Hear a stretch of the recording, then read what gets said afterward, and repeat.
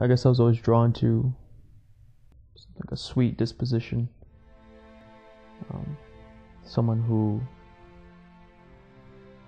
I thought that would be like a good mother. Someone who showed kind of I guess a maturity, a depth, a stability, and someone that you could build a future with, raise a family with. Definitely somebody who had the same goals spiritually and as far as ministry is concerned as I do.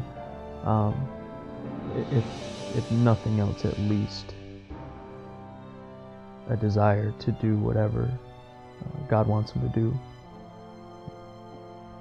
I was actually pretty young whenever I first made a list of things that I looked for in the man I was going to marry.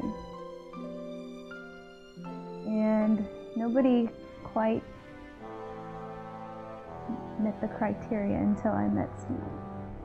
Our first meeting officially was on her birthday at Indiana Bible College.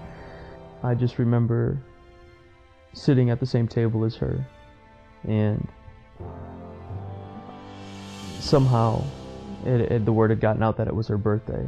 Somebody had mentioned it at the table, and then somebody else started singing, and then the whole table started singing, and about half the cafeteria, if I remember correctly, started singing and paying.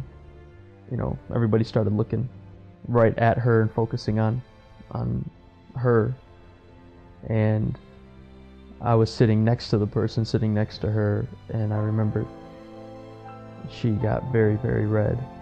The next day was my 21st birthday, and it was after church in the cafeteria at school. And I had walked up to a table, and Stephen was sitting there with a group of people most of them I already knew. And that's where we officially met.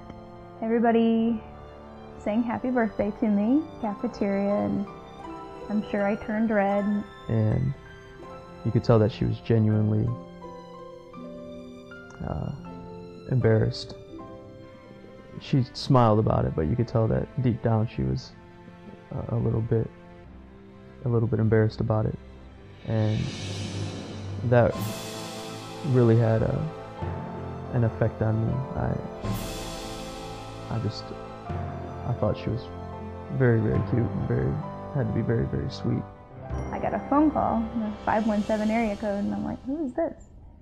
Anyway, I answer it, and I hear Stephen Guttridge's voice on the other end, and I'm like, I was very excited, but I kept my cool, of course. And he asked me if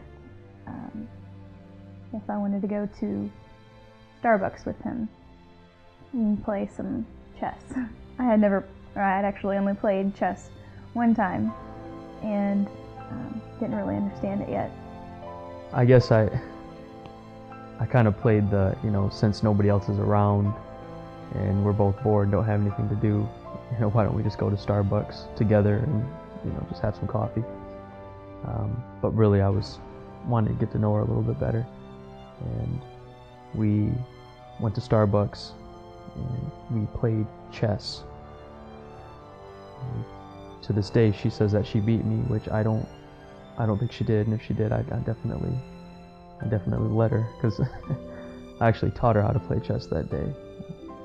So there's no way she would have beaten me. What I remember about it is that I won. I went to class all day, and then I'd work from about 2 until 9, almost every day, Monday through Friday, and then I'd work on Saturdays. And unfortunately, sometimes I'd have to work on Sundays. If I wasn't working on Sundays, I would, be preaching somewhere, or she would be off with the chorale or the choir, or, something of that nature. Most of our dates consisted of going through the McDonald's drive-thru or sitting in the lobby. I remember going to the mall a lot, just walking around and wishing we had money to buy stuff.